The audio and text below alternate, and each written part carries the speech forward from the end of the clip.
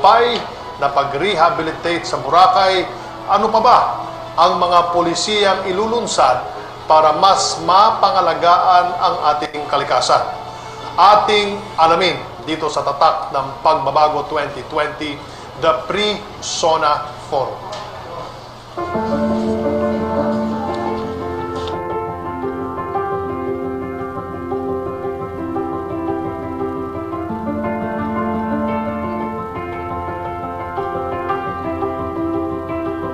Sa pagbubukas ng taong 2020, kinaharap ng Pilipinas ang mga napakabigat na suliranin. Pinakamatindi na rito ang pandemya ng COVID-19 na nagbigay banta sa kalusugan at kaligtasan ng sambayan ng Pilipino. Sa harap ng pagsubok, tayo'y nagkapit-bisig at nagbayanihan para sa ikagagaling ng lahat. Sa pangunguna ni Pangulong Rodrigo Roa Duterte, puspusan ang paghahatid ng tulong at serbisyo ng pamahalaan sa mga mamamayan sa gitna ng dinaranas na public health emergency. Ang maagap at masigasig na pagtugon sa mga pangangailangan ng taong bayan ay patunay ng pagkalinga at pagmamalasakit ng Administrasyong Duterte sa bawat Pilipino, sa loob at labas man ng bansa. Bilang paghahanda para sa State of the Nation Address ni Pangulong Duterte, muling inihahandog ng Cabinet Clusters ang Tatak ng Pagbabago 2020, the Pre-SONA Forums. Sa pagkakataon nito, haharap sa sambayanan ng 6 na Cabinet Clusters upang ihatid ang mga tamang impormasyon at iulat ang katotohanan tungkol sa kalagayan ng ating bansa. Bitbit ang temang patunay ng pagkalinga. Layunin nitong sugpuin ang paglaganap ng fake news at disinformation. Sa unang bahagi ng Pre-SONA Forums, nariyan ang Economic Development Cluster na nagsusulong sa pambansang hangarin na muling umangat, bumangon at lumago ang ekonomiya sa pagkakalugmok sa sangasangang krisis na idinulot ng COVID-19. Kasama rin ang Infrastructure Cluster na pinapausbong ang infrastruktura sa bawat sulok ng bansa upang mapaunlad at mapabuti ang kalagayan ng mamamayang Pilipino. Sa ikalawang bahagi, nariyan ang Human Development and Poverty Reduction Cluster na nangangalaga sa interes ng mga maralitang Pilipino at umaagapay sa mga pangangailangan ng taong bayan sa usapin ng kalusugan, kabuhayan, edukasyon at iba pang mga serbisyo.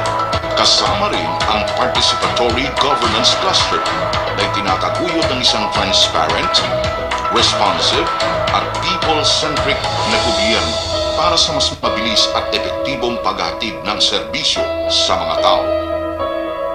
Sa pangatlo at pinakahuling bahagi naman, nariyan ang Security, Justice and Peace Cluster na prioridad ang pagpapanatili ng kaayusan, seguridad at kapayapaan sa mga komunidad. Kasama rin ang Climate Change Adaptation, Mitigation and Disaster Risk Reduction Cluster na pinapahusay ang kahandaan at katatagan ng mga komunidad laban sa mga kalamidad at sakuna habang pinapaigting ang pagpapatupad ng mga pulisiyang poprotekta sa kalikasan. Sa 4 na taong pagsisikap ng Administrasyong Duterte na maisulong ang tunay na pagbabago, marami na tayong nakamit na mga tagumpay. Sinusubok man ng krisis ang ating bansa sa panahong ito, itutuloy natin ang maganda na nating nasimula. Patuloy ang paghahatid ng mapaggalingang serbisyo sa mga mamamayang Pilipino. Sama-sama, iaangat natin ang bansa. Sabay-sabay, haharapin natin ang mas magandang umaga.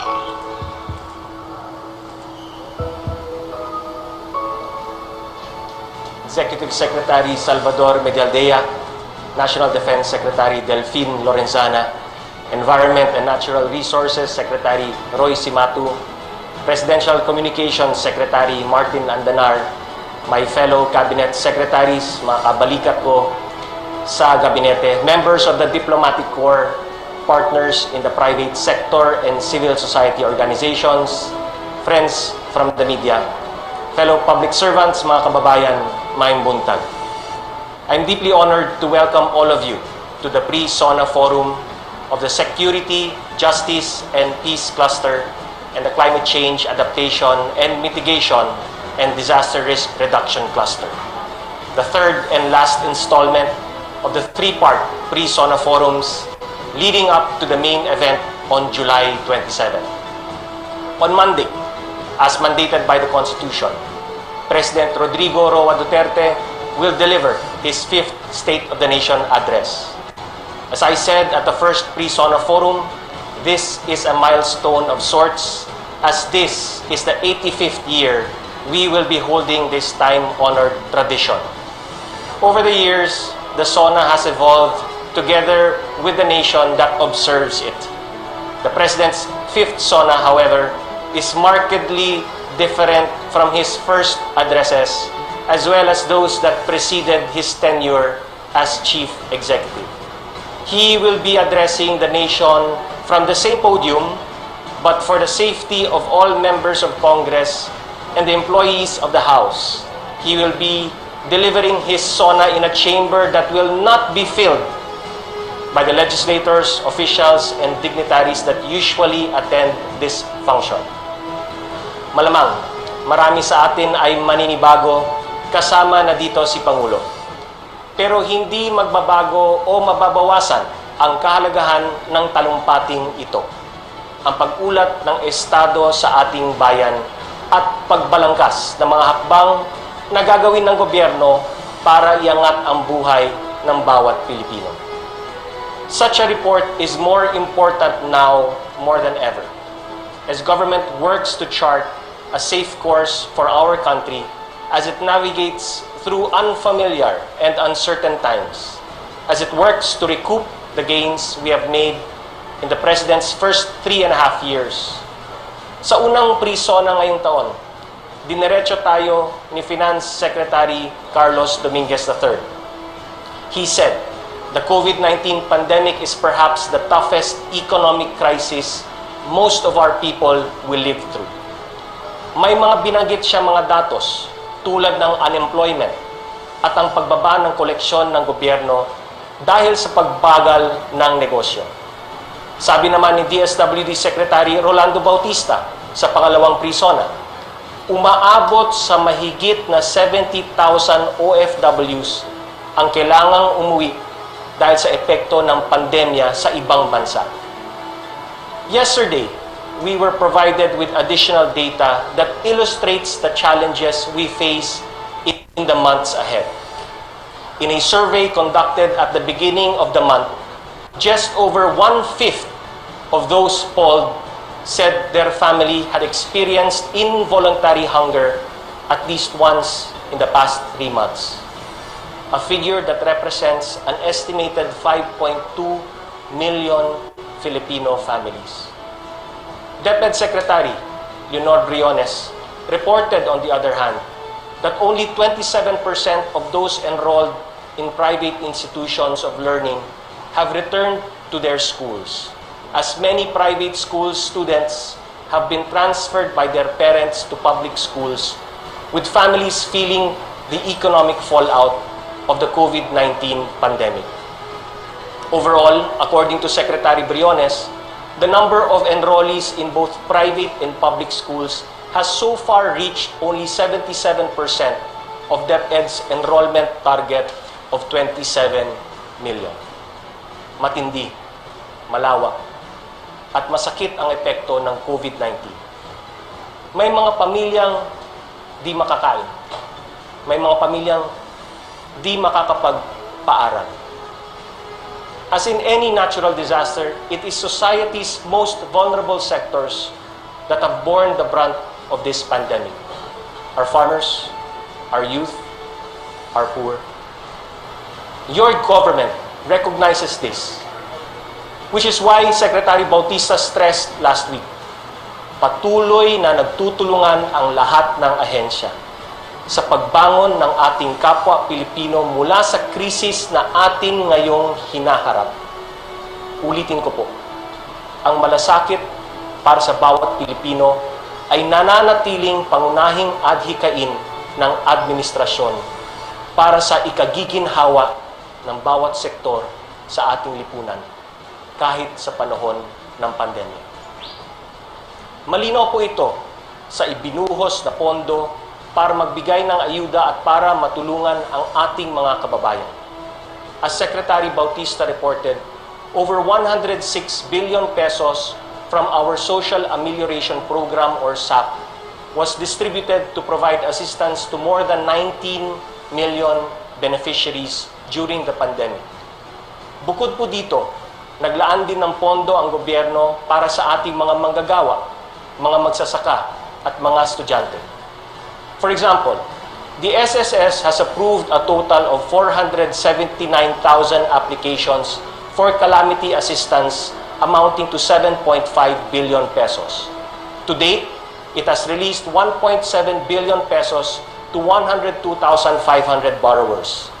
It has also launched a program for laid-off workers.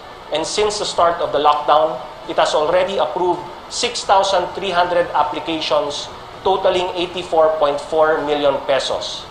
To date, SSS has released 76.2 million worth of benefits to 5,740 applicants.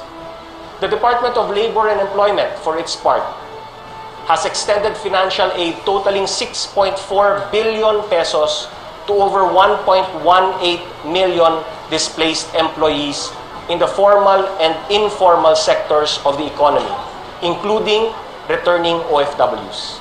Meanwhile, the Department of Agriculture released cash subsidies to over 1 million affected farmers and fisherfolk amounting to 6 billion pesos.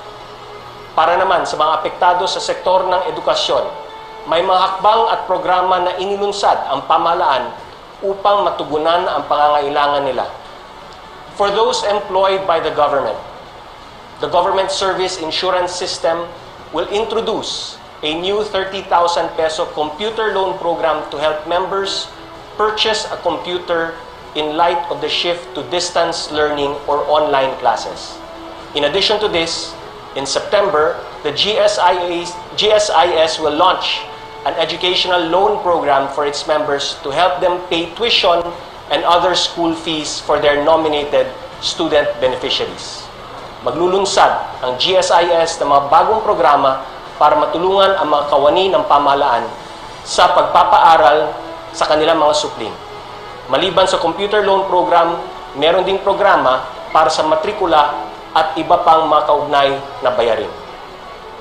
To address the struggles of private schools, private educational institutions can also seek help from the Land Bank of the Philippines Study Now, Pay Later lending program.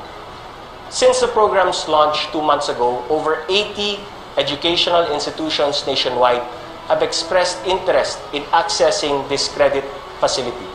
As of the beginning of this month, the bank has approved loan applications totaling 260 million pesos. Ito ang ilan sa mga hakbang ng gobyerno para matugunan ang pangangailangan ng ating mga naghihirap na kababayan. Today, we wrap up the Pre-SONA activities, beginning with the reports of the Security, Justice, and Peace Cluster and the Climate Change Adaptation and Mitigation and Disaster Risk Reduction Cluster. Secretary Delphine Lorenzana of the Department of National Defense shall report on the untiring efforts of the Security, Justice, and Peace Cabinet Cluster in protecting and safeguarding the interest of the people and the nation. Particularly, the government's efforts to protect our national territories and to safeguard territorial integrity, sovereignty, and sovereign rights. In ensuring the welfare of our overseas Filipinos, in strengthening the rule of law, in institutionalizing an efficient and impartial justice system, in advancing and protecting human rights, and in attaining just and lasting peace. We shall also be provided with information on how the country has increased its defense and security engagements with the international community in areas of logistics and defense support. More importantly, how we shifted from military-centric to civilian-led approach in confronting the armed communist movement and ending armed communist insurgency. The SJPC shall also report its concerted efforts in orchestrating COVID-19 containment and recovery efforts. The Climate Change, Adaptation and Mitigation and Disaster Risk Reduction Cluster, on the other hand, through its Chair, Department of Environment and Natural Resources, Secretary Roy Simatu, will report on how the government has worked to build stronger and safer communities amidst tropical cyclones, strong earthquakes, and other natural disasters that struck the country. Their report will also include how government has responded to disasters through assistance for search, rescue, and retrieval operations, cash for work, loan assistance for agricultural production, processing facilities, and farm improvement for typhoon, earthquake victims, and the recent Taal volcano eruption. It will also highlight improved natural systems, which include the rehabilitation of Boracay and Manila Bay, enhanced climate-resilient communities, reforestation through the enhanced National Greening Program, and better management of hazardous wastes, particularly medical wastes due to COVID-19. Following the presentation of these clusters, an open forum will follow to afford you the opportunity to direct your questions at the concerned department secretaries and heads of agencies.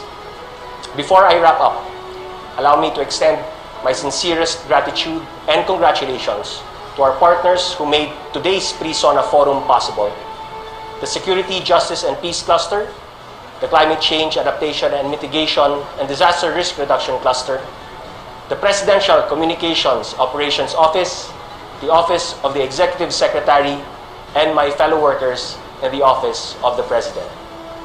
We all also extend our gratitude to all those who tuned in to watch these pre-sonas to know more about where our country is at, where it is going, and how we are going to get there. Mga kababayan, laging tandaan, kapag sama-sama, kaya nating umahon. Sa tulong ng Diyos at sa magkaisang aksyon, tayo ay babangon. Maraming salamat po. Maraming salamat, Secretary Carlo Nograles, ang Cabinet Secretary. Impormasyon na mahalagang malaman ng bawat Pilipino ang dahilan kung bakit patuloy na inilulunsad ng Presidential Communications Operations Office ang Tatak ng Pagbabago 2020 sa kabila ng isang pandemya. At ngayong ilang araw na lamang bago ang State of the Nation Address ng Pangulo, tayo ay may pakikinggan na dalawa pang cluster.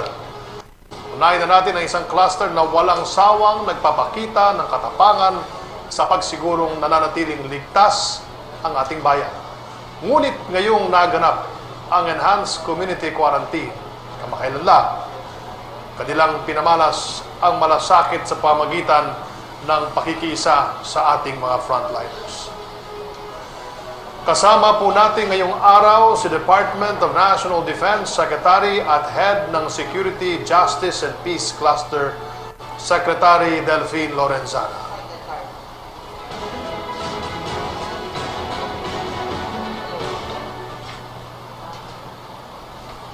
Mula sa Security, Justice and Peace Cluster na binubuo ng Department of the Interior and Local Government, Department of Foreign Affairs, Department of National Defense, Department of Justice, Office of the Presidential Advisor on the Peace Process, at National Security Council, isang ligtas at mapayapang araw sa ating lahat. Kinagagalak kong iulat ang bunga ng ating pagsisikap para paigtingin ang seguridad, kapayapaan at hustisya sa ating bansa. Sa pangunguna ng Pangulong Rodrigo Roa Duterte, narito ang mga patunay ng patuloy na pagkalinga ng pamahalaan sa ating mga mamamayan. The Philippines continues to pursue an independent and principled foreign policy that serves our national interest, fosters respectful friendships, and facilitates beneficial and meaningful cooperation and partnership with the global community. Defending national sovereignty and protecting territorial integrity is a paramount priority of this administration. President Duterte's bilateral and multilateral engagement with other countries and cooperative mechanisms amongst claimant countries has significantly lowered the tension and has greatly helped in managing the issues in the West Philippine Sea. We have actively pushed for the effective implementation of the 2002 Declaration on the Conduct of Parties in the South China Sea. We are likewise pursuing the early conclusion of an effective and substantive code of conduct in the South China Sea by all the claimant states. We continue to engage them in confidence-building measures to improve the living conditions of our people in the West Philippine Sea. We are upgrading existing facilities in the 9 islands that comprise the municipality of Kalayaan, particularly the island of Pag-asa. For the first time since 1970s, Pag-asa Island has received major infrastructure upgrades, namely a ship beaching ramp and a sheltered port for our fishermen. It is now easier to proceed with other development projects such as concreting the runway and its apron and construction of other structures for the residents and our troops. Addressing recurrent incursions and harassments by military and civilian Chinese vessels, the Philippines has taken diplomatic actions against China for activities against our national sovereignty.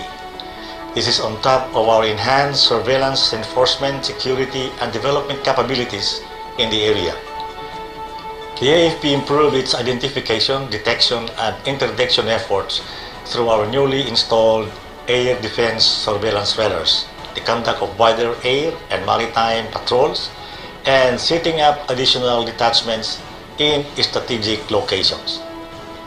Dahil sa mga ito, masosya na nating nababantayan at namamanmanan ang kalawakan at karagatan sa ating teritoryo. We continue to boost our defense capability through the AFP Modernization Program. The AFP has acquired several assets, the most recent of which is the BRP Jose Rizal, the Navy's first brand new frigate that was received earlier this month.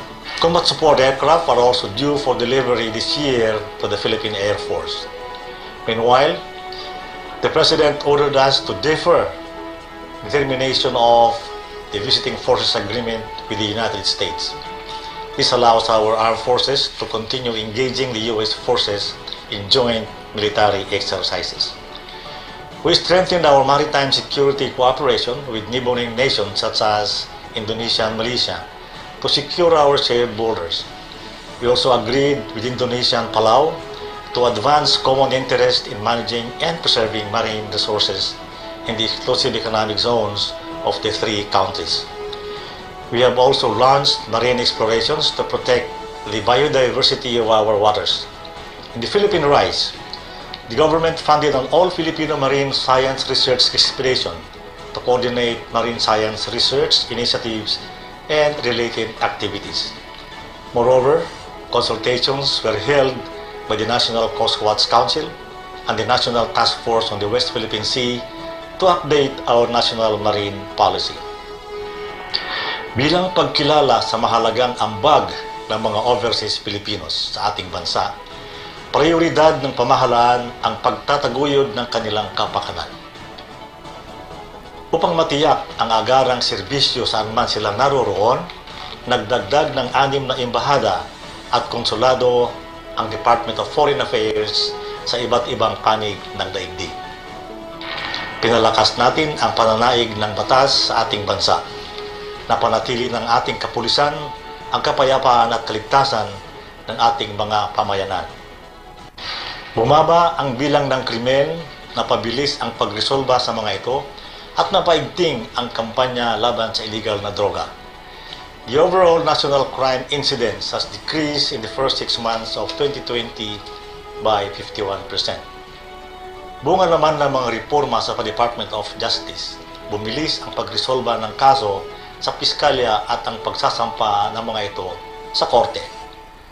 Dahil sa pinalakas ng prosekusyon, nabawasan ang mga kasong nadidismiss at dumami ang nalilitis at nahahatulan. Sa pagdami ng ating abogado, napalawig ang pagbibigay ng libreng payo at serbisyong legal sa ating mga mamamayan. This allows a sense of equity and fairness as those who have less in life are assured of quick and impartial justice, boosting our people's confidence in our judicial system.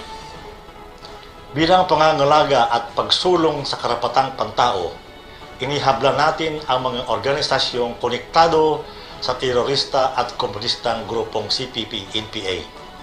Kinasuhan ng marder sina Jose Maria Sison, Saturo Campo at kanilang mga kasama para panagutan ng inupakan massacre noong dekada 80 kung saan pinapatay nila ang maraming miyembro ng CPP-NPA dahil sa purging o paglilinis ng kanilang hanay. Kaugnay nito, naglabas na ng warrant of arrest ang korte laban kay Sison at mga kasamahan nito. Para pangalagaan ang karapatan ng mga kabataan, sinampahan natin ng kasong trafficking of persons, kidnapping, child abuse at krimen laban sa international humanitarian law ang mga organisasyong nagre-recruit ng mga child warriors gamit ng kanilang mga salugpungan schools, universidad at kolehiyo. Sa pakikipagtulungan natin sa kagawaran ng edukasyon, naipasara ang mga huwad ng mga paaralang ito na ginagamit na prente ng CPP-NPA-NDF. Layunin ng mga ito na linlangin ang mga katutubong kabataan, lasunin ang kanilang isipan at turuan silang labanan ang pamahalaan. Tinutulungan natin ngayon ang mga apektadong mag-aaral para magkaroon ng dekalidad, kapaki-pakinabang, makabuluhan at makabayang edukasyon. Inihabla din natin ang 14 na kasapi ng CPP-NPA-NDF sa kasong pagpaslang at pagkakaroon ng mga iligal na pampasabog, mga bala at armas. Tungo sa pangarap ng bawat Pilipino na makamit ang maginhawang buhay, nagsisikap ang pamahalaan para ito ay makamtan. Ngunit, hindi ito matatamo kung walang seguridad at kapayapaan sa buong kapuluan. Kaya sa umpisa ng pamumuno ni Pangulong Duterte, gumawa siya ng hakbang para matuloy ang pag-uusap tungkol sa kapayapaan at tigil putukan sa lahat ng mga armadong grupong lumalaban sa gobyerno. Unfortunately, the attempt to dialogue with the CPP-NPA-NDF did not prosper due to their insincerity. The government has no choice but to address the communist insurgency on its own. To end the 51-year-old communist insurgency, the National Task Force to End Local Communist Armed Conflict was created to harmonize all efforts of the government to implement a peace framework centered on national development and good governance.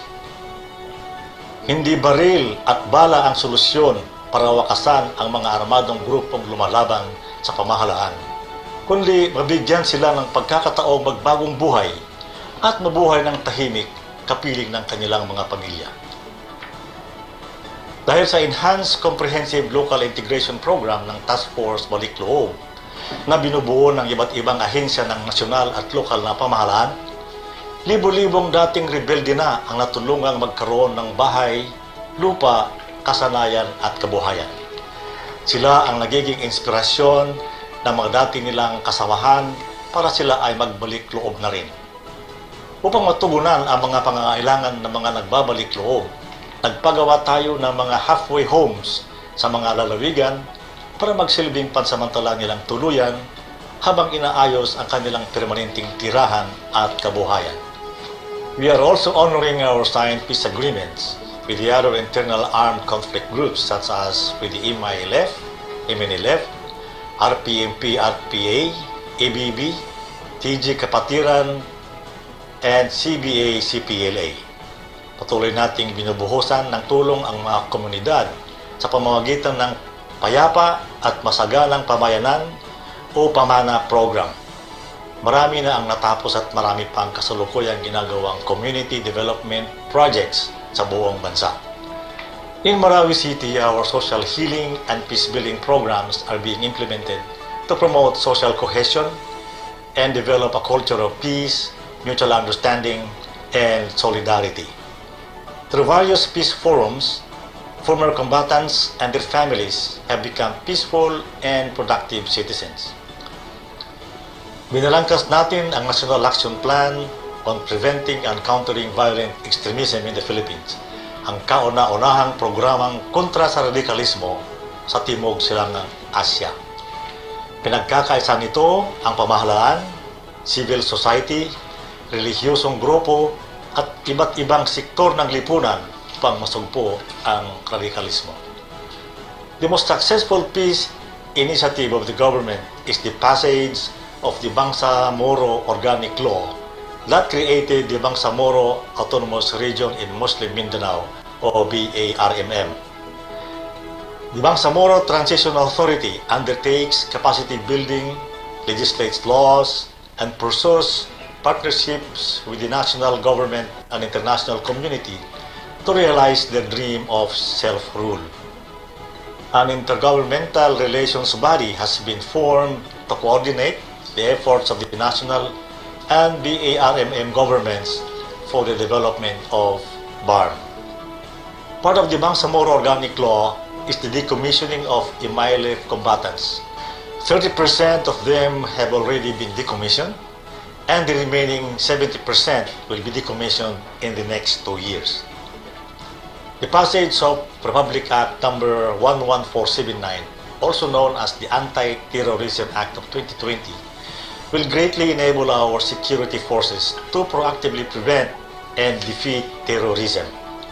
Titiyakin namin na ang bisa ng batas na ito ay itutuon lamang sa mga teroristang gustong maghasik ng lagim at karahasan sa ating mga mamamayan at pamayanan.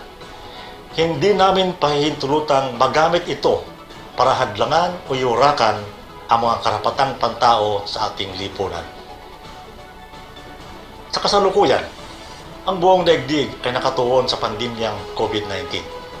Nagsisikap tayo para pigilan ang pagkalat ng sakit at maibsan ang masamang epekto nito sa buhay ng ating mga kababayan at sa ating bansa.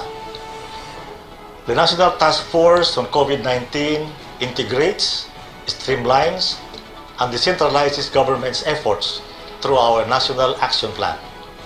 Anchored on the test, treat, and trace management system, we focus on prevention, detection, isolation, treatment, reintegration, and eventual adaptation to the new normal. As of July 16, 87 na ngayon ang ating testing laboratories at nasa mahigit 50,000 na kada araw ang ating kakayahang mag-testing. Maliban sa 4 na mega swabbing centers, mayroon na rin tayong 15 mega COVID temporary treatment at monitoring facilities at higit 7,000 local isolation at general treatment facilities sa buong bansa. Halos 2 milyong personal protective equipment at libu-libong PCR kits na rin ang ating naipamahagi sa mga ospital at ibang frontliners. Massive efforts were also undertaken by the DFA to bring home overseas Filipinos who were displaced and stranded due to the pandemic. Those who were severely affected were provided with financial and legal assistance. Ang Philippine Air Force at Philippine Navy ay nagamit sa paghakot ng mga medical supplies mula sa ibang bansa. Nagamit din ng Philippine Air Force, Philippine Navy, at Philippine Coast Guard sa paghatid ng mga dumadating na mga overseas Filipinos at locally stranded individuals sa kanilang lalawigan. Ang Philippine Army naman ay nagbigay ng libreng sakay sa Metro Manila. Nitong ika-18 ng Hulyo, mahigit 72,000 overseas Filipinos na ang ating ligtas na naihatid sa kanilang mga probinsya. Bilang pagsunod sa atas ng Korte Suprema, pinalaya ng Department of Justice ang libo-libong mga bilanggong matagal nang nakapit, subalit hindi pa nahahatulan. Pinabilis din ang paggawad ng parole para sa pansamantala o ganap na paglaya ng mga bilanggong dapat tumanggap nito. Habang nilalabanan natin ang pandemya, bumuhos naman ang donasyon at suporta mula sa lokal na pribadong sektor. Patunay na buhay ang diwa ng bayanihan sa ating bayan. Sa ngalan ng ating mahal na Pangulo at ng buong National Task Force on COVID-19, maraming salamat po sa mga nagbigay ng tulong. Upang magtagumpay tayo laban sa COVID-19, ang kailangan natin ngayon higit kailanman ay disiplina, kooperasyon at pakikisa sa pamahalaan at sa isa't isa. Ang sabi nga ng ating mahal na Pangulo, walang iwanan, we recover and heal as one. Pasalamatan din natin ang ating mga sundalo at mga pulis na nasa front lines, yung mga nagbabantay ng mga checkpoints at nagpapatupad ng quarantine rules sa mga barangay. Kasama na rito ang mga military doctors at nurses na nasa mga COVID hospitals. Araw-araw nilang sinusuong ang kanilang mga sarili sa panganib para pagsilbihan ang bayan. Sa ngalan ng buong Security, Justice and Peace Cluster na pinangungunahan ni na Secretary Teodoro Locsin Jr., Secretary Eduardo Año, Secretary Carlito Galvez Jr., Secretary Minardo Guevara, Secretary Hermogenes Esperon Jr., at ang inyong lingkod, Secretary Delfin Lorenzana, kami pong lahat ay lubos na nagpapasalamat sa inyong patuloy na suporta. Maraming salamat at mabuhay ang sambayanang Pilipino. Maraming salamat, Secretary Delfin Lorenzana, at sa lahat ng mga modernong bayaning bumubuo sa inyong cluster. Decisive leadership, ito ang dahilan kung bakit natin nakakamit ang progreso. Sa administrasyon na ito din na ipakita na decisive leadership can also be the key para magkaroon ng pagbabago sa pangalaga sa ating kalikasan. Matapos ang matagumpay na rehabilitasyon ng Boracay at Manila Bay, ano-ano pa ba ang mga hakbang ng climate change adaptation and mitigation and risk reduction cluster para masigurado na kasama ang kalikasan sa pag-asenso at pagtamasa ng positibong mga resulta. Alamin natin mula mismo sa head ng cluster, DENR Secretary Roy Simato.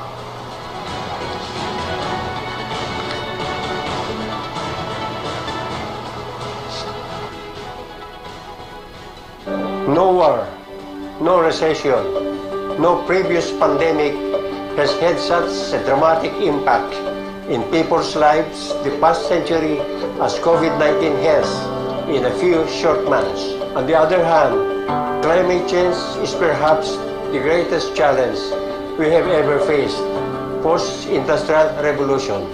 Average global temperatures have risen by almost 1 degree centigrade because of increased human activities.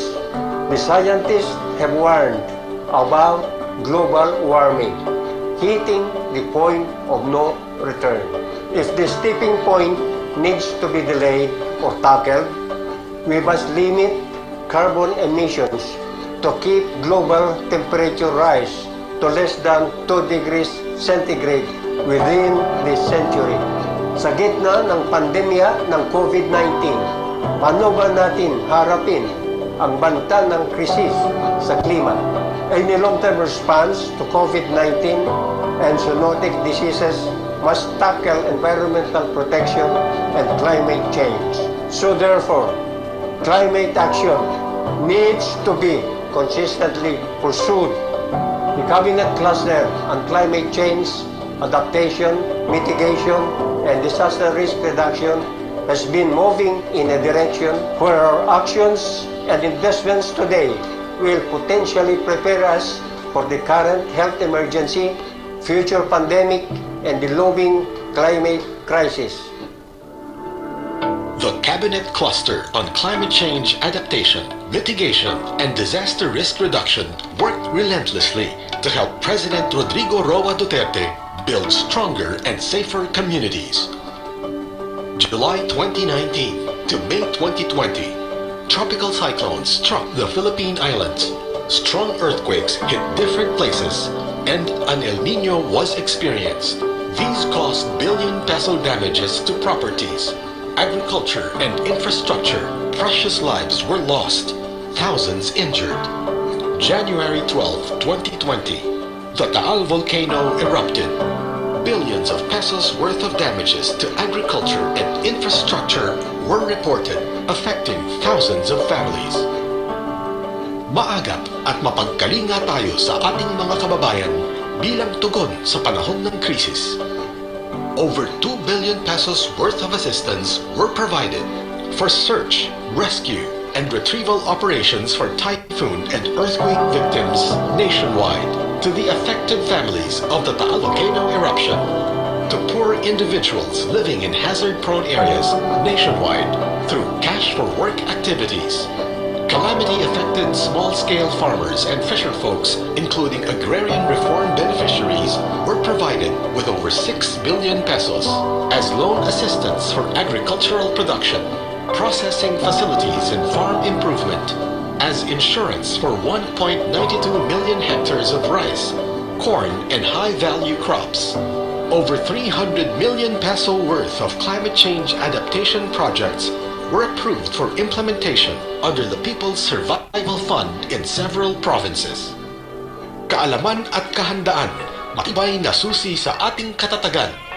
Fervently acknowledging the need to invest for disaster preparedness, the Philippines has made significant progress in collecting comprehensive and updated risk information using different technological tools. Vital for informed decision-making and coordinated action, one Doppler weather radar was established in Bohol in 2019, bringing an overall count of 17 Doppler weather radars established nationwide. Number of high-frequency Doppler radars has increased to 24. Commissioned were 2 satellite telemetered seismic stations, raising the total to 104. Generated were additional 9 active fault maps. Training and technical assistance were provided to LGUs, national government agencies, and the private sector through the GeoRisk PH, Hazard Hunter PH program, and the GeoAnalytics PH platform were developed, aimed to generate data for more accurate reporting and preparing for hazards. The Philippines was able to access funds from the Green Climate Fund with the approval of $10 million project for the establishment of a multi-hazard, impact-based forecasting and early warning system in hazard-prone provinces. This proves government's determination to scale up forecast-based financing, which uses weather projections to give vulnerable communities the resources they need to prepare. High-level simulation exercise among cabinet officials and executives was conducted, providing an avenue to identify areas to strengthen disaster preparedness, prevention, and mitigation. To ensure public service continuity at post-disaster, government command and control centers are being established to ensure prompt availability of critical lifelines. Safe open spaces and critical lifeline facilities in Metro Manila were identified and mapped. Government Emergency Communication System Mobile Operations Vehicle for Emergency, a rapid deployable emergency communication system to disaster-stricken areas in the country was launched. Tuloy-tuloy na pagkalinga sa likas na yaman at kapaligiran, susi sa ating katatagan. Government improved natural systems and enhanced climate-resilient communities. Boracay Island Rehabilitation, a President Duterte legacy, is about enforcing the law. Beach easement recovery reached 67% completion. Structures not compliant of the required easement were demolished. Boracay Circumferential Road Improvement is almost 50% completed. Boracay Drainage Improvement Project's construction to address island flooding is on track. Water quality already reached the safe level for swimming and skin diving. Manila Bay's rehabilitation makes headway in the cleanup and improving the water quality, another milestone of the President. At the Manila Baywalk, a 1.7-kilometer wastewater interceptor was constructed to catch dirty waters from the three notorious outfalls of Manila at a solar-powered sewerage treatment plant, STP, beside the Manila Yacht Club. This STP is capable of treating 500,000 liters of untreated water per day. As a result, coliform levels at the Baywalk area have drastically decreased recently. A 2.5-kilometer-long trash boom was already installed, designed to trap for collection of floating debris coming offshore before these would inundate the seawall of the Manila Baywalk. Dredging the waters fronting the whole Manila Baywalk is in full blast, while nourishment of the beach area beside the U.S. Embassy is ongoing. Dredging of the Tullahan-Tinajeros River system through the support of San Miguel Corporation's 1 billion pledge for the dredging and cleanup of the river system has started. With the help of barangays, communities, private sectors, and Estero Rangers, the massive cleanup of esteros continues. Direct dumping of trash along the riverways draining to Manila Bay is a critical issue that needs to be resolved in a comprehensive manner. Provision for resettlement of the informal settler families is a key action in the rehabilitation of Manila Bay. With the relentless cleanup drive and the mobilization of the barangays and communities, this is how Baseco looks like now. The cleanup prepared the communities for the need for continuing hygiene to fight COVID-19. After 1 year since the battle for the Manila Bay was waged, people can see concrete actions whereby they can look forward, watching the sunset by the bay and enjoy a nearby beach. Enhanced National Greening Program remains the government's major tool for reforestation. 2.031 million hectares were planted with 1.704 billion seedlings, generating 5,004,336 jobs. ENGP provides livelihood opportunities to the communities. Support to bamboo plantations was increased. Mangrove rehabilitation is being pursued to protect coastal communities. 35 legislated marine protected areas are being maintained and protected. 29 marine protected area networks were established to improve fish catch and conserve biodiversity. Rehabilitation of mineralized areas and slope stabilization of mined out and tailings covered areas is being implemented. To ensure steady water supply, the Angat Dam low-level outlet was rehabilitated to serve as backup water discharge, ensuring operability. A total of 89 deep wells were reactivated, 156 mobile water tankers and 12 static water tanks were deployed in 45 affected barangays. 46 groundwater monitoring wells were installed in groundwater critical areas.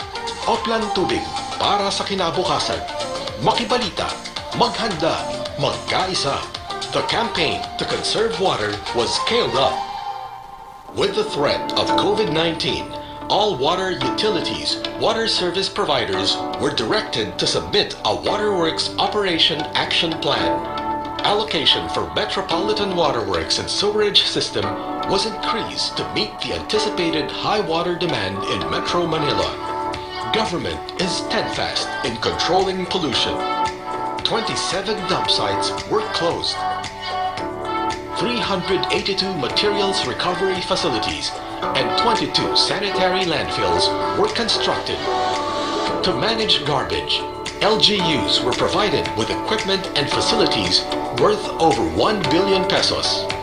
Guidelines for the integrated management of municipal solid wastes through waste-to-energy facilities took effect. Use of certain single-use plastic items were prohibited in all government offices.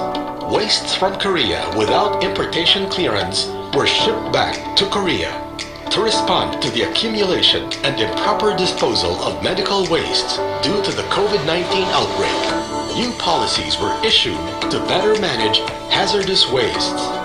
Government relentlessly pursued the protection and rehabilitation of rivers. 16 rivers nationwide were identified as most improved on water quality. 585 water bodies to date were adopted nationwide by private sector partners. Monitoring of water bodies nationwide showed improvement in water quality. Compliance enforcement in major recreational beaches was intensified. 447 notices of violations for encroachment of easements and direct discharge of wastewater were issued. Constructions of sewage treatment facilities were actively promoted among LGUs. Sabang Sewerage Collection and Treatment System Project in Puerto Galera was fully operational. Sewage treatment plant of the Panglao Bohol International Airport is operational. The LGU will soon construct the 100 million pesos worth JICA grant sewage treatment plant project, an integrated approach to address wastewater management in Panglao Island. On air quality management, 104 ambient air quality monitoring stations are being maintained in highly urbanized centers nationwide. The data show that in 2019, the country has good air quality as levels of criteria pollutants PM10 and PM2.5 were within the standard. Government promotes renewable energy resources and technologies. Alternative fuels and energy technologies are actively commercialized. In 2019, about 3,249.87 thousand tons oil equivalent, KTOE, 60% electricity, 40% fuel were saved through the Energy Efficiency and Conservation Program. Implementing rules and regulations of the Energy Efficiency and Conservation Act was approved on November 22, 2019. To support response activities to cushion the COVID-19 pandemic economic impact, uninterrupted supply of power was ensured. Crude and petroleum products are sufficient. This was supported by the operations of downstream facilities in the quarantine period. Policies on ensuring the uninterrupted energy services were issued. The Build, Build, Build program also means an infrastructure system that focuses on resiliency and sustainability to meet people's needs and unlocking economic opportunities for the people. As of March 10, 2020, 87 infrastructure projects were completed. Other completed projects are the 100 million peso Arcon Flood Control Project in Isabela, Maon Catchment in Butuan City, construction of revetment structures for the most eroded riverbanks in Tuguegarao City, amounting to 2.113 billion pesos, and the flood management and mitigation projects in Bohol and Cebu. There are now 441 traffic signalized intersections under the expansion of intelligent transport system worth 10 billion pesos, aimed to serve as a roadmap for the envisioned renewal and upgrading of the existing Metro Manila traffic signal system. Building resilience to climate impacts could cost us 140 to 300 billion US dollars annually by 2030. While meeting World Health Organization minimum standards for pandemic preparedness will require up to 3.4 billion US dollars per year. Climate action and disaster preparedness cannot wait. Our choice is not to delay and pay. Moving forward, we shall plan and prosper. This is CCAM DRR Cabinet Cluster Reporting. Climate emergency remains urgent as ever. It is like the COVID-19 emergency, just in slow motion and much graver.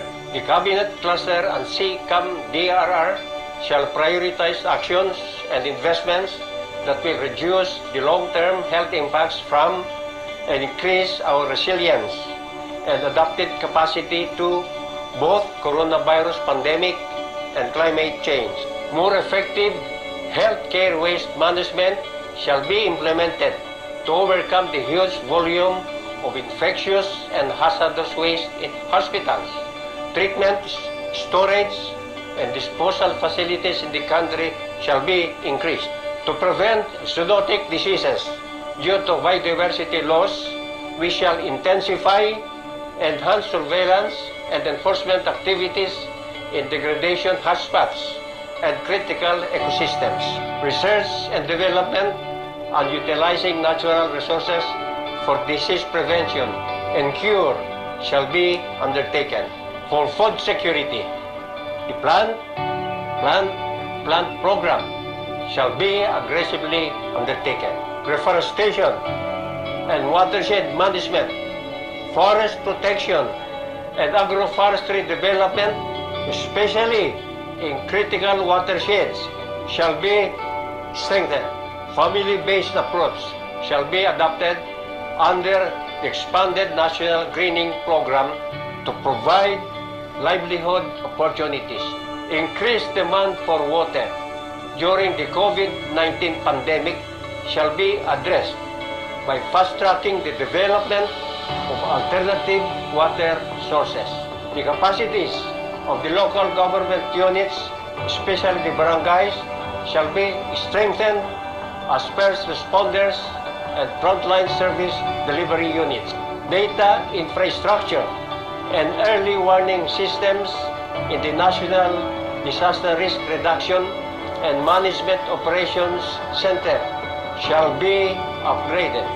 We shall endeavor for a low-carbon path to recovery by sustaining the investments on renewable energy and energy conservation programs to ensure continuous power supply amidst pandemic. Maramdaman natin ang kalinga ng gobyerno sa bawat bagyo, baha at lindol na dinanas natin. Nakita natin ang kalinga ng gobyerno para sa pagagalaga ng kalikasan. We were able to demonstrate to the whole world that if we act with the political will as shown by this government in its fight against pandemic, we can actually see the change we want. Malaking dagok sa buong mundo ang naging dulot ng COVID-19. Hinamon ang ating katatagan. We are at the point where humanity is given an enforced chance to stop and think and to choose how we rebuild. And we shall come out of this in such a way that we can collectively deal with climate change and disasters. We shall reimagine our relationship with nature by catalyzing structural investments and behavior change. We shall convert this health crisis into opportunities to accelerate climate action. We shall formulate responses to the pandemic through a climate lens. Let us seize this key moment for climate response and action in the aggressive build-up of adaptive and resilient communities. Patuloy tayong magiging matatag. Lalabanan natin ang dagok at hamon na kinakaharap natin, hindi lamang sa hamon ng pandemya, ganon din sa hamon ng panahon. Palakasin natin pagkalinga tungo sa katatagan.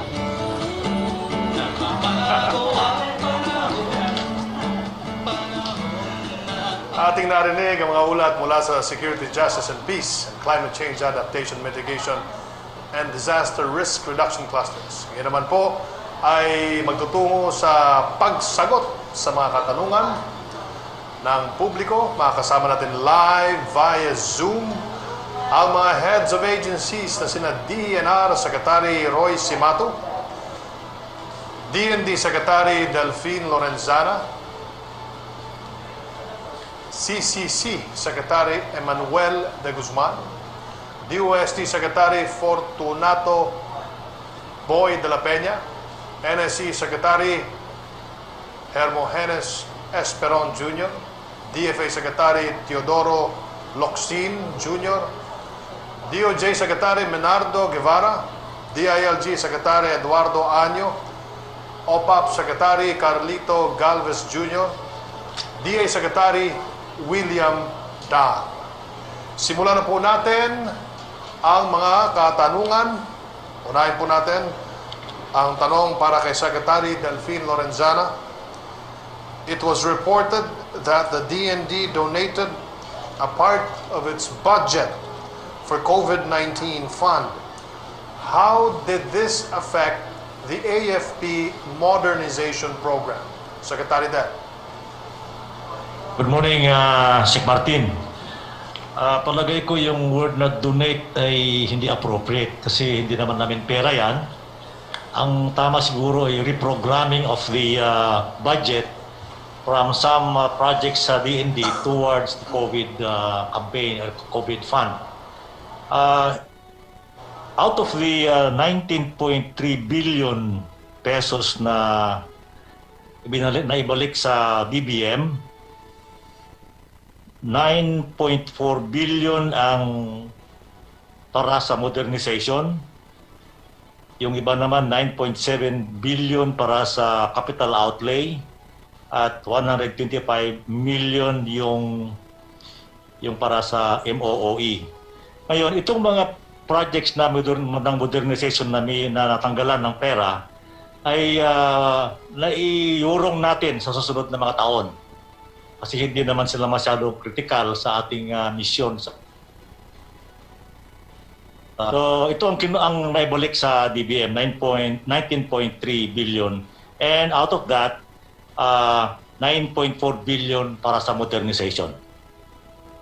Thank you. At Secretary De Lorenzana, thank you po. Susunod na katanungan ay para porman kay Secretary Esperon. In the implementation of the Anti-Terrorism Act of 2020, how will the government ensure that the people are protected against possible abuses in the application of this law and that human and civil rights are upheld? Secretary Jun. Magandang umaga, Secretary Martin, at sa ating fellow cabinet members. Magandang umaga sa ating mga kababayan. You know, ang Republic Act 11479 or the Anti-Terrorism Law states as a matter of policy that the state shall uphold basic rights and fundamental liberties of the people as enshrined in the Constitution. And that in pursuit of this policy, quote, governments shall not prejudice respect for human rights, which shall be absolute and protected at all times. Thus, in Section 4 of the law, enumerated are the acts that can be considered as terroristic activities.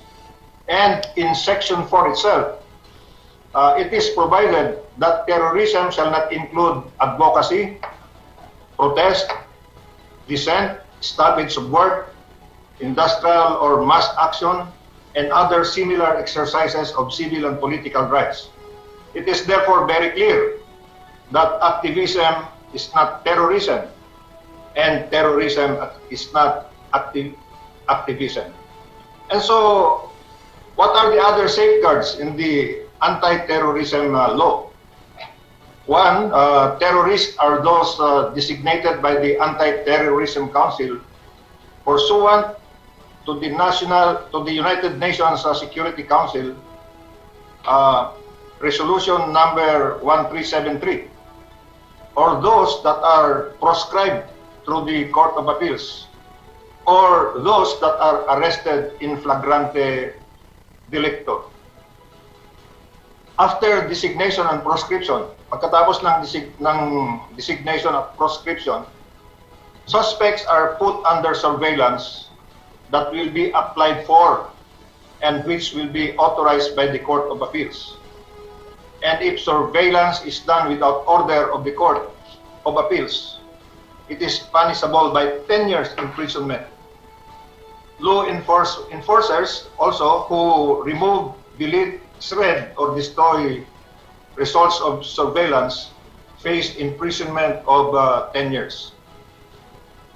Agents who open and dispose of evidence without court authority shall be penalized with 10 years of imprisonment.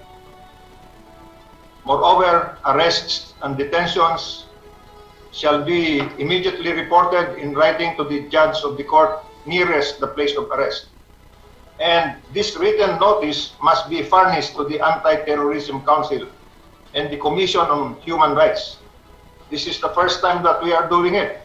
We report the arrest to the Commission on Human Rights. Otherwise, the penalty will be 10 years imprisonment. violations of rights of detainees, failure to exercise and maintain official logbooks, torture and coercion during investigations and interrogations shall be punishable with imprisonment. Napakaraming punishment nito pag nagkamali ka dito. That's why we need technical and trained people that will work in counter-terrorism. There are 5 other offenses punishable with imprisonment, including examining bank deposits, placements, and trust accounts without authorization. And we must realize that, very importantly, as another safeguard and limit to the powers and functions of the Anti-Terrorism Council itself, the Council shall not function as a judicial or quasi-judicial body.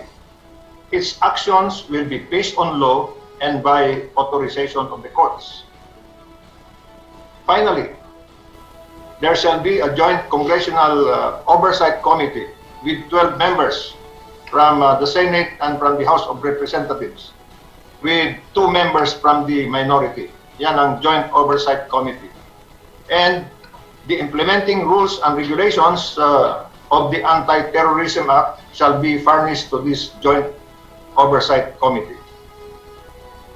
We are therefore confident that with this Anti-Terrorism Act, we will be better equipped and more capable in addressing the menace of terrorism. The Anti-Terrorism Act, therefore, will usher in a culture of security through orderly and legal implementation of laws and procedures, and due regard for human rights, liberty, and life. Kaya huwag matakot sa anti-terrorism law. Ito ay para sa atin. Activism is not terrorism. Terrorism is not activism. Maraming salamat. Maraming salamat, Secretary June Esperon. Ang susunod na katanungan po naman ay para kay Secretary Teddy Boy Locsin.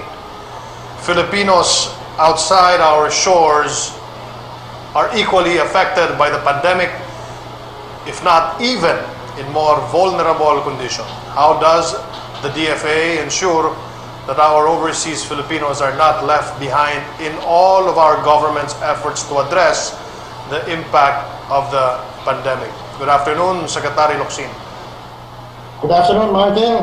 Nice to see you again. My God, we haven't seen each other for a while. We are committed to the protection of overseas Filipinos by providing various forms of assistance, as well as pursuing advocacies to ensure the protection of migrants and the fight against trafficking in persons. Since the outbreak of the COVID-19 pandemic, the DFA has been working day in, day out to assist our overseas Filipinos, following the instructions of President Rodrigo Duterte to bring home any Filipino who wants to come home. The DFA has facilitated the repatriation of about 96,228 overseas Filipinos. That's probably, since yesterday, you'll probably get another 1,000 today. A total of 41,981 seafarers, 54,247 land-based overseas Filipinos. Most, if not all of them, have lost their jobs overseas as economies continue to suffer from COVID-19. The DFA and Philippine embassies and consulates general around the world have arranged repatriation and chartering of flights, the settlement of immigration penalties, we pay the penalties, and related charges, including exit visas and securing of landing clearances for flights in the Philippines. The DFA has provided standby funds to our embassies and consulates general for emergency supplies, medical assistance, food, and accommodation for overseas Filipinos severely affected by COVID-19. The DFA will continue these repatriation efforts for as long as there are Filipinos who want to come home. And when this COVID broke out, the President asked me, "Do you need more money?" I said, "No, we work with what we have." And as a result of that, we are canceling all our repairs, all our retrofitting, all our capital outlays in order to use all our money to bring our people home. Because that is what the President wants, and the President is the President of the overseas Filipinos. Thank you. Thank you very much, Secretary Locsin. Our next question is for Secretary Ed Año. How will you address the sudden surge in the number of COVID-19 cases in the country given the current capacity of the government in contact tracing? Magandang hapon po sa inyo, Secretariat. Magandang hapon naman, Secretary Martin. Magandang hapon sa ating mga kababayan. First of all, sa pandemic na to, ang pinakaunang dapat talaga na-establish ay apat. Contact tracing teams, ang testing centers, isolation facilities, at designation of COVID hospitals. And for contact tracing, we continue to strengthen all our contact tracing efforts for COVID-19. The DILG issued Memo 2020-077 establishing the local government unit task force against COVID-19 to give the authority for the LGU to lead the task force on contact tracing. Meaning to say we have the provincial, city, municipal task forces against COVID-19. And we have also a memo or memorandum of agreement existing between the DOH, the PNP, the Bureau of Fire, and the AFP for data sharing and localization of contact tracing efforts. As of now, meron tayong 4,818 contact teams, no? Or contact tracing teams na mayroong 65,674 contact tracers nationwide. But of course, we still need about 87,092 contact tracers. And we are ready actually, no, upon the enactment of Bayanihan 2, we will initially recruit 50,000 new contact tracers. And right now, Mayor Benji Magalong is designated as our czar on contact tracing. And together, we continue to do consultations, dialogues, training, and provide advices to affected LGUs, particularly on LGUs that are on localized lockdown or implementing localized lockdown. And we are also developing the contact tracing e-system, wherein we will employ COVID-19 data collection tool, GIS platform, and analytical tool for link analysis. But the bottom line here is the individual person. Alam mo, sa bilis ng pagdami ng ating mga new cases ngayon, we need the people to step forward. If they have close contact or have been exposed, you can actually reach our LESU or SESU, our LGU and health officials. Sa bawat isang positive na natitrace natin, if we go back for 14 days, 37 close contacts ang nag-generate niyan. At ito ay possible na maaari infected. This is really what you call lots of work, but we will do it and we will continue to strengthen our contact tracing efforts. And with additional contact tracing members, we can defeat this COVID-19. Yun lang, Sec Martin. Maraming salamat po, Secretary Ed Anyo. Susunod po na katanungan natin ay para kay Secretary Carlito Galvez Jr. As Chief Implementer of the COVID-19 NTF, how will the Phase 2 of the National Action Plan against COVID-19 help sustain the gains achieved in our fight against the disease? Good afternoon po sa inyo, Secretary Galvez. Good afternoon po, Secretary Martin. The second phase of the National Action Plan against COVID-19 will focus on ensuring the health of Filipinos while we provide breathing space for our nation's economy. Alam po natin na talagang matagal po na mahigit na 100 days na lockdown. Talaga po nagkaroon po tayo sa ating economy. So we need to spring up our economy. So the NAP Phase 2 is based on the hammer and dance theory, wherein the government shall continue to contain the spread of virus through its zoning and containment strategy or targeted lockdown while slowly rebuilding our economy. So binibigyan po natin na mataas na antas na responsibilidad ang ating mga local government units, particularly ang ating mga mayors at barangay captain, para po magkaroon po tayong tinatawag na granular targeted lockdowns para po ang ano po natin ay ano po natin ang spread ng virus. Ito po ay ginagawa po natin para magkaroon po ng immediate response para po ang ating mga nagkakaroon na mga lugar na mga new cases ay ating pong makaagad pong maagapan. We will also continue to strictly implement the health and safety standards across all quarantine classification, particularly also sa ating mga private sectors at mga workers, as well as we will further increase our testing capacity. Meron na po tayong protocol sa expanded testing so that we can test as much as 10% of our people. So we already had more or less 10 million testing kits available for that. And we are now increasing our testing capacity now more than 50,000, and we were able to test 27,000 a day. So ito po ang ating ginagawa po ngayon, pero ang ating pong ating message sa ating mga mamamayan ay ang sinasabi nga po ay iwas po tayo sa ating maapektuhan ng COVID. Protektahan po natin ang ating mga sarili para maprotektahan po natin din ang ating kabuhayan at ang ating ekonomiya. Ilan po at maraming po salamat. Maraming salamat po, Secretary Carlito Galvez Jr. At ang huli na katanungan para sa Security, Justice and Peace Cluster ay para po kay Secretary Bernardo Guevara ng DOJ. What are the innovations or programs of the DOJ to assure the public that the rule of law is always upheld despite the COVID-19 pandemic? Magandang hapon po, Secretary Guevara. Magandang hapon, Sec Martin, at magandang hapon sa lahat ng sumusubaybay dito sa ating programa. Alam mo, Sec, it is of utmost necessity that law and order be maintained and preserved during critical times, such as during a public health emergency or a state of national calamity. The rule of law is not suspended during a pandemic.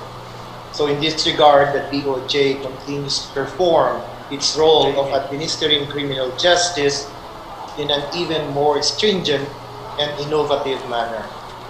So, for example, in the matter of the prosecution service, operations continue even during the lockdown. And in this regard, our prosecution service has instituted online inquest services or e-inquest, where inquest in those areas where connectivity is good are conducted by means of online facilities. That's why we call it electronic inquest. And also we allow the electronic filing of complaints for preliminary investigation. And again, in those areas where connectivity is good, we conduct preliminary investigation also online. And our prosecutors continue to appear and perform their roles during trial in court proceedings, either by video conferencing or by actually appearing in court if the court requires so. Secondly, the DOJ, through its investigative arm, the National Bureau of Investigation, has focused or targeted its efforts in the investigation of offenses which are connected with the pandemic. Most notably, cases pertaining or complaints pertaining to hoarding, overpricing, profiteering, violation of the cash aid, yung tinatawag nating ayuda, violation of quarantine protocols, and so forth and so on. Thirdly, the DOJ is a major participant. In fact, it's an original member of the IATF. And during the regular meetings of the IATF, the DOJ makes or ensures that whenever stringent measures are being considered by the IATF in order to prevent the transmission of the virus, that the constitutional rights of the people are also protected. So we we factor in during our discussions measures on how to ensure that certain rights of the people, no? For example, the right to travel, right to privacy, right to free exercise of religion, right to peaceable assembly, and so forth and so on, are also respected. So those are the ways and means that the DOJ has been performing its role in the administration of justice during the pandemic times. Thank you, Secretary. Thank you so much, Secretary Guevara.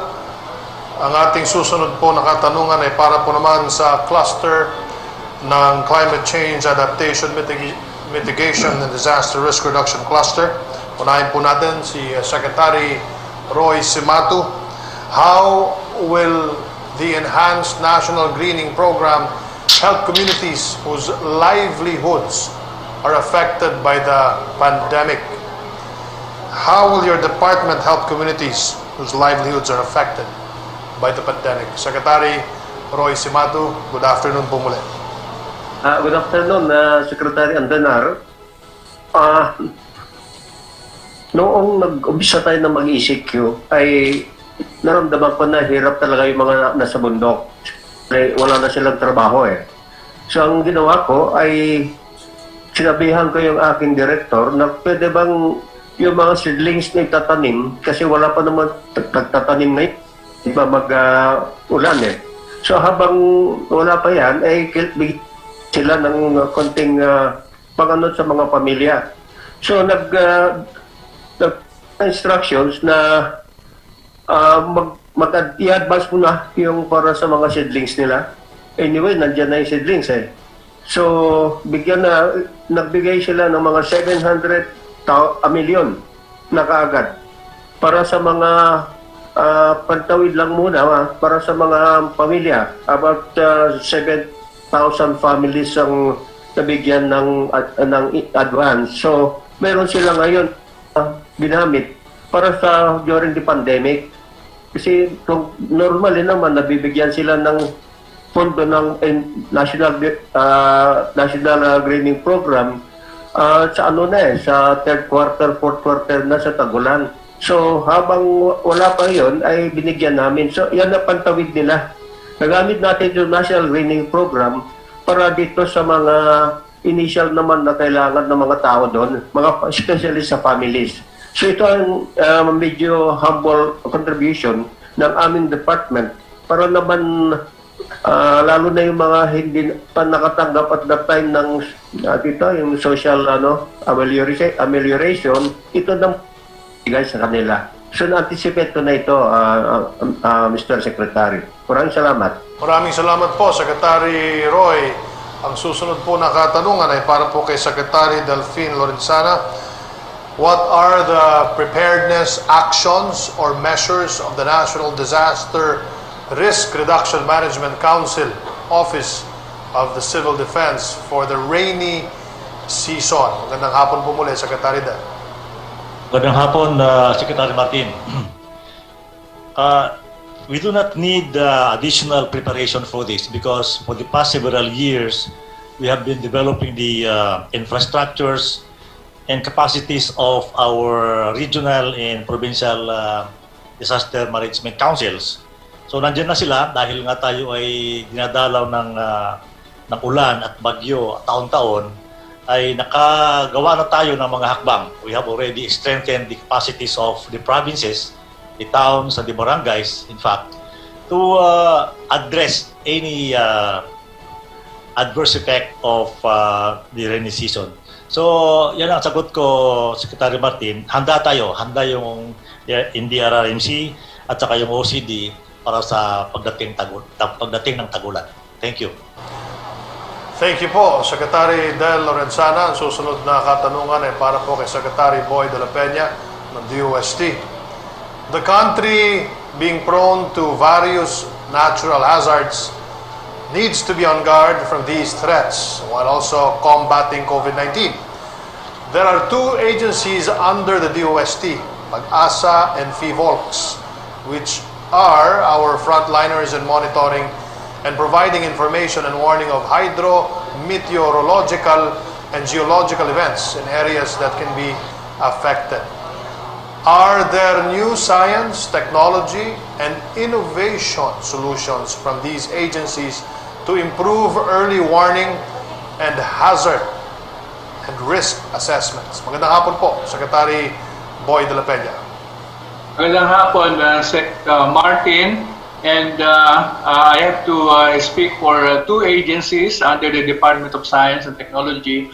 First, on Pag-asa, what we have done was to improve our capabilities through the installation of more facilities. For example, we have installed additional Doppler radars for tropical cyclone and rain monitoring, and high-frequency Doppler radars for sea waves monitoring, as well as flood forecasting and warning systems. So this meant an increase of in the case of our Doppler radars, an increase from 16 to 17. In the case of our high-frequency Doppler radars, from 12 to 24. In the case of our flood forecasting and warning systems, from 8 to 13. And this will still be augmented by the ongoing establishment of 5 more flood forecasting and warning systems in the river basins in Abulog, Ilog, Hilabangan, Agusan, Mindanao, and Aklan. We also have a new method to predict the likelihood of tropical cyclone occurrence within the next 2 weeks. And this has been developed by a team of our researchers at Pag-asa. This method provides information on the possible occurrence of tropical cyclone and its path and trajectory 5 to 16 days in advance. It is now being used and tested by Pag-asa's weather forecasters, and the initial observations reveal that the new method performs with considerable accuracy. Now, in the case of our PBOLs, to improve our capability to monitor earthquakes, we continuously expanded the Philippine Seismic Network through the commissioning of additional satellite telemetered seismic stations. So from 98 seismic stations in 2017, we have now 104 seismic stations nationwide. And this will help us monitor small earthquakes with magnitudes less than 3, which is essential in predicting possible sites of bigger and more damaging earthquakes. To address also the lack of systematized information for an effective climate and disaster risk assessment, the DOST has supported PBOLs. Actually, they led a multi-agency geospatial information management and analysis project for hazards and risk assessment in the Philippines, which we call in short GeoRisk-PH. This GeoRisk-PH is a risk assessment tool that systematizes hazards and exposure data from various sources into one platform and provides essential tools for disaster risk management. The most publicly accessed tool of the GeoRisk-PH platform is the web-based Hazard Hunter PH. This is an app which generates in a few clicks accurate hazard assessment report for seismic, volcanic, and hydrometeorological hazards. Hazard Hunter PH has provided property owners, buyers, land developers, and planners real-time and free-of-charge hazard assessment reports. Another platform is the GeoAnalytics PH, which can generate maps and analytics to maximize smart and efficient decision-making and policy-making. This application could be used in the smart implementation of infrastructure projects under the Build, Build, Build program, and of course, development efforts towards achieving the long-term goals aligned with our Ambition 2040. Thank you. Maraming salamat, Secretary Boy de la Peña. Ang susunod po na katanungan ay para kay Secretary Willie Dar ng Department of Agriculture.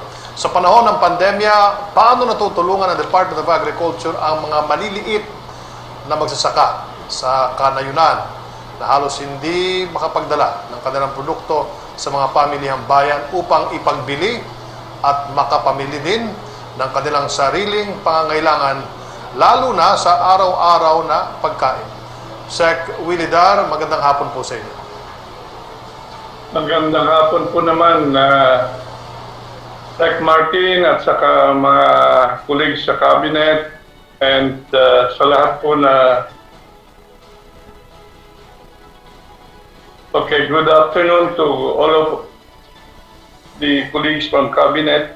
Una, let me mention na we got the strong support of the IATF in terms of all the unhampered movement of cargoes, particularly food supplies and medicines, including logistical support. So, ang laking tulong po itong whole of nation approach under the IATF, under the leadership of President Rodrigo Roa Duterte. At gusto kong banggitin na marami tayong ginawa at ginagawa pa during this pandemic. Let me mention a number of them.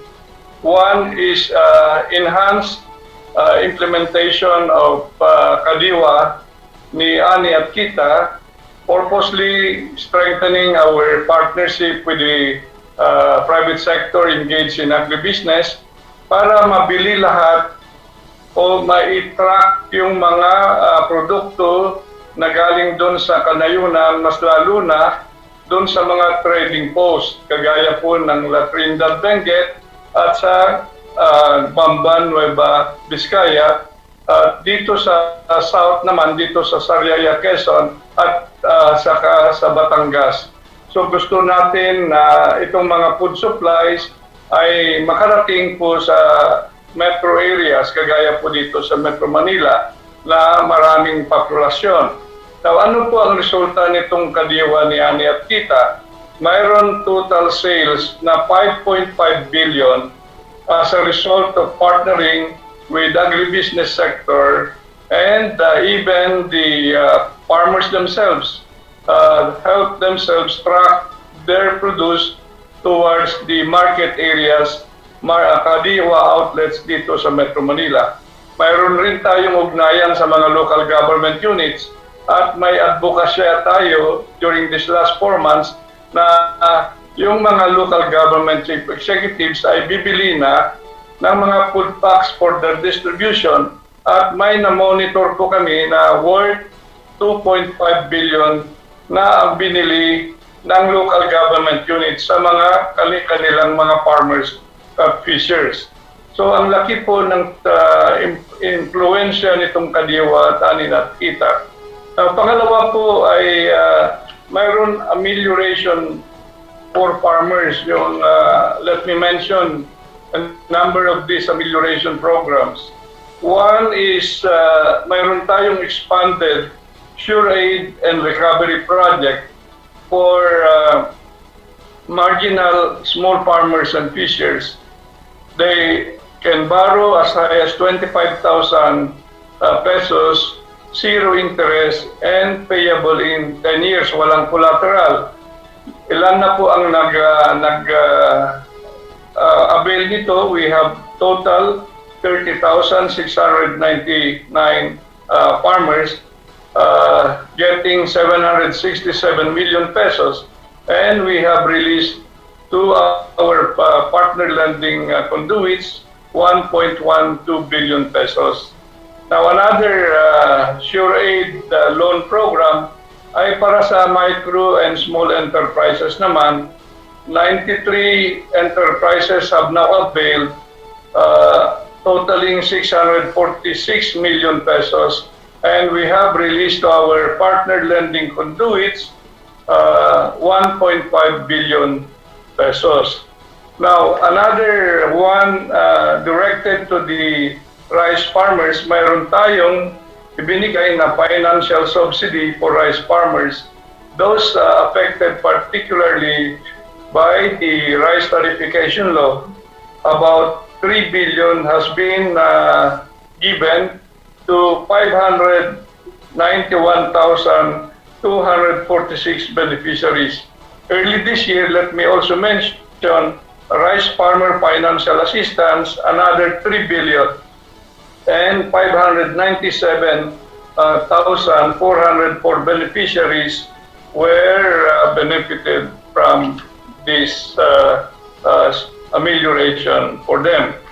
So again, gusto natin banggitin na Sec Martin na ang kagawaran ng pagsasaka with all our partners, a whole of nation approach, ay sinisiguro po natin na mayroon tayong sapat na pagkain dito during the pandemya, at we would like to believe that we can survive and we can reboot again Philippine agriculture with the help of President Rodrigo Roa Duterte.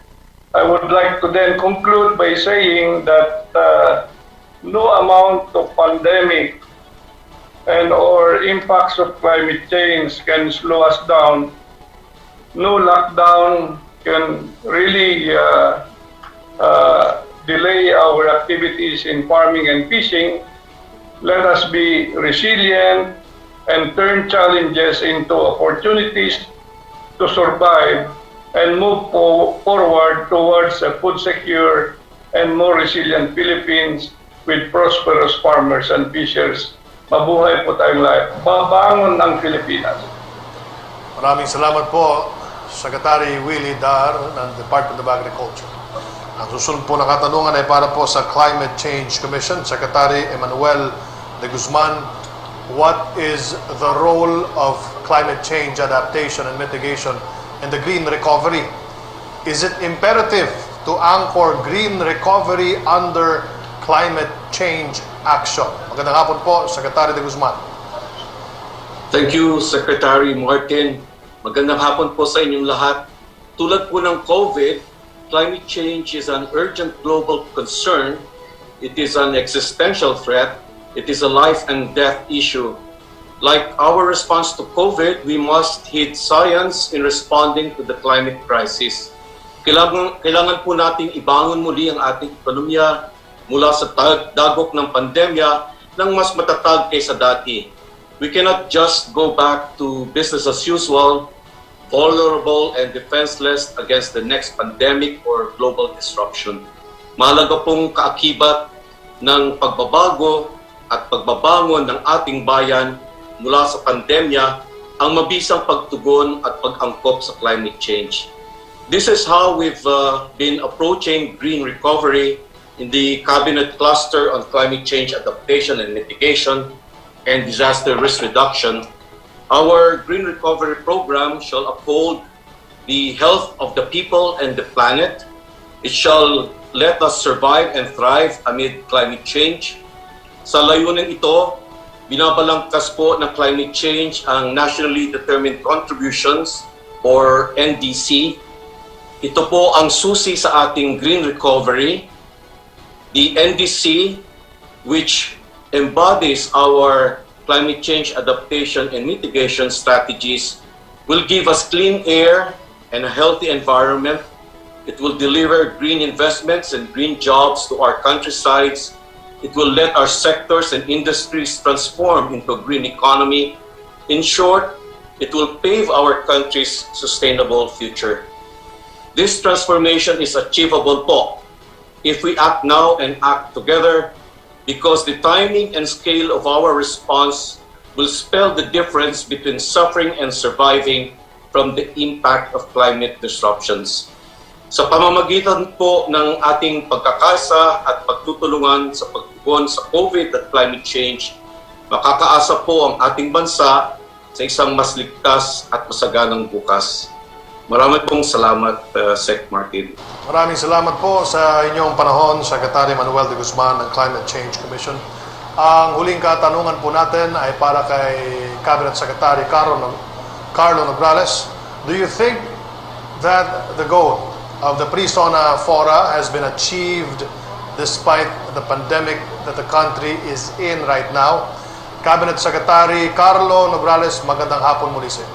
Magandang hapon po muli, Secretary Martin Andanar. Opo, alam naman po natin na ang hangarin po ng ating mga Pre-SONA ay para tulungan ang ating Pangulo na maikwento, maibalita, maipahayag ang lahat ng mga nagawa na, ang mga ginagawa at kung ano pa ang gagawin ng kanyang administrasyon at ng inyong pamahalaan. Dahil hindi naman po may pasok sa loob lamang ng isang speech ang lahat ng mga ito. Kaya nga po, sa pamamagitan ng ating Pre-SONA ay naisapubliko na po natin ang lahat ng mga data, mga facts and figures, ang lahat ng mga numero patungkol sa ating mga accomplishments at sa ating mga targets. Pangalawa po ay naipahayag po natin ang lahat ng mga programa, proyekto at mga activities na gagawin at ginagawa ng inyong pamahalaan.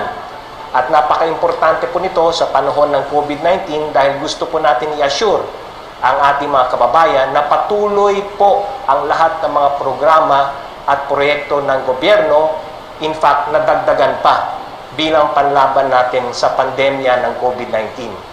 At sa pamamagitan ng ating mga open forum at sa ating Pre-SONA ay nagkaroon tayo ng isang feedback mechanism upang ating marinig mula sa ating mga kababayan kung ano pa ang kanilang mga katanungan, ano ang kanilang mga issues at concerns.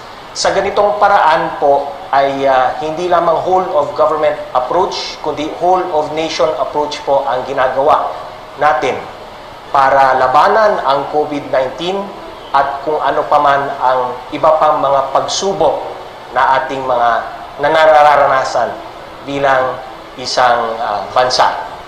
Ang importante po para sa lahat ay anuman ang klaseng pagsubok ay kailangan tayong lahat ay magkaisa, magbayanihan at magtulungan. At syempre dapat hindi po tayo mawawalan ng pag-asa. Maraming salamat po. Maraming salamat po, Cabinet Secretary Nograles. Maraming salamat sa ating mga Cabinet Secretary. Sana ay nabigyan dinaw ang ilan sa mga katanungan ng publiko. Pilipinas, tayo po'y humaharap sa mga matinding suliranin sa pagbubukas pa lamang ng taon. Pinakamabigat na rito ang COVID-19 pandemic na naging matindi ang epekto sa ekonomiya ng bansa at sa pang-araw-araw na buhay ng bawat Pilipino. Dito, higit na nasubok at napatunayan ang tunay na pagkalinga ng ating gobyerno na maipadama ang malasakit sa sambayanan. Ano ang mga susunod na hakbang ng administrasyon? Panoorin po natin ang mensahe ni Pangulong Rodrigo Roa Duterte.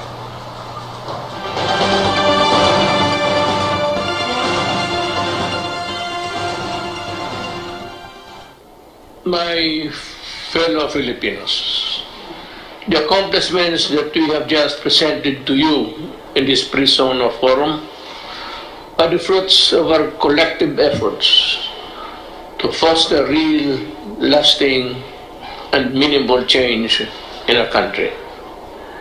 Numerous trials have tested our resolve these past few years, but we always emerge victorious because of our unity and bayanihan as a people. As we look to the future with much hope and positivity, let us continue to work together to build a better and more prosperous Philippines, and for ourselves and the next generation of Filipinos. Mabuhay ang Republika ng Pilipinas.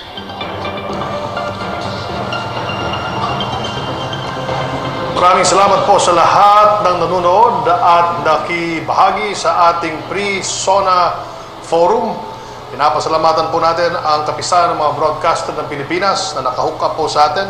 Kasama po dyan ng Philippine Broadcasting Service, DZMM, DWWW, DZXL-RMN, DZRH, DZBB, Bombo Radio, Radio 5, 92.3 News FM, the Philippine Information Agency, the Philippine News Agency, Filipino Star Ngayon, PTV, IBC, CNN, Signal TV, GMA, DZRH, Signal TV, One News, DWIZ, GMA News, News 5, Manila Times, RPN, DD, Katropa, DWBW, DWRN, Radyo Kaisahan, Abante tonight at sa lahat po na naka-tune in po ngayon, naka-hook up.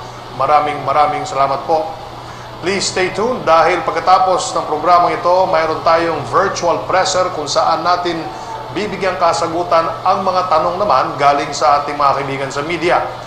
Sa ating cabinet cluster heads and members, salamat sa inyong pakikipagtulungan. Nakasama natin sa unang bahagi ng Pre-SONA Forum na ginanap noong July 8 ang Economic Development Cluster at Infrastructure Cluster. Napakinggan natin sila Department of Finance Secretary Carlos Dominguez, Bangko Sentral Governor Benjamin Diokno at Department of Public Works and Highways Secretary Mark Villar. Ayon sa ating economic managers, tinamaan ng husto ang ating ekonomiya ng pandemyang ito. Nahihirapan man tayo, katulad po ng mga bansa sa buong mundo, ngunit dahil sa reformang pinansyal at maayos na pangasiwa sa ating ekonomiya, bago pa man tumama ang COVID-19 pandemic, tayo ang isa sa pinakamalakas, pinakamatibay at pinagkakatiwalaang ekonomiya sa rehiyon. Nakatulong ito sa maagap na pagtugon sa pangailangan ng ating mga kababayan. May mga senyales na rin na bumabangon ang ating ekonomiya. Muling maibabalik sa dati ang takbo ng mga negosyo sa muling may angat ang estado ng ekonomiya ng ating bansa. Hindi rin matitigil ang implementasyon ng mga proyekto sa ilalim ng Build program upang makakatulong sa pagbigay ng napakaraming oportunidad ng trabaho sa mga manggagawang Pilipino na siyang importanteng bahagi ng ating economic recovery. Nakasama naman natin sa pangalawang Pre-SONA Forum na ginanap noong July 15 ang Human Development Poverty Reduction Cluster at ang Participatory Governance Cluster. Napahinggan natin sila Department of Social Welfare and Development Secretary Rolly Bautista, Department of the Interior and Local Government Secretary Eduardo Año, and DBM Secretary Wendell Avisado. Patuloy ang pagpapatupad ng mga programang mapagkalinga para tumugon sa pangailangan ng taong bayan sa usapin ng kalusugan, kabuhayan at edukasyon, pati na rin ang pagtulong sa ating mga kababayang maralita ngayong panahon ng pandemya.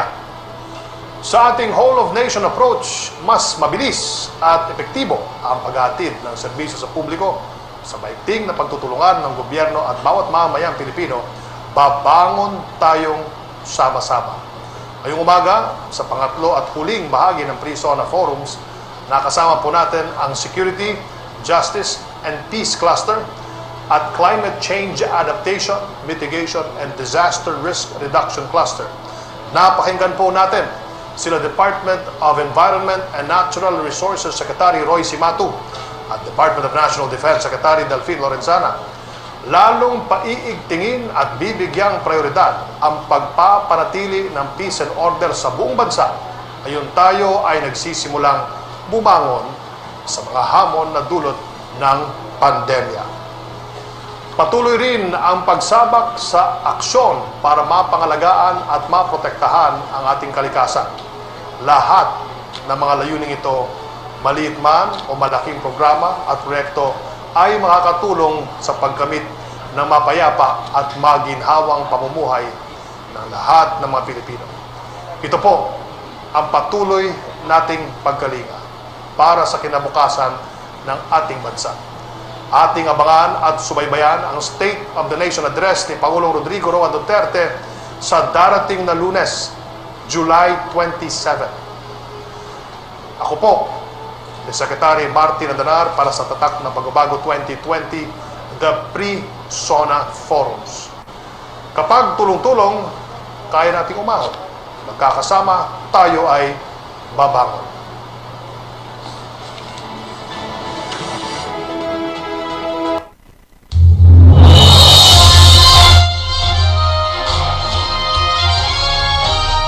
Gikan sa Radio Philippines Network, DXK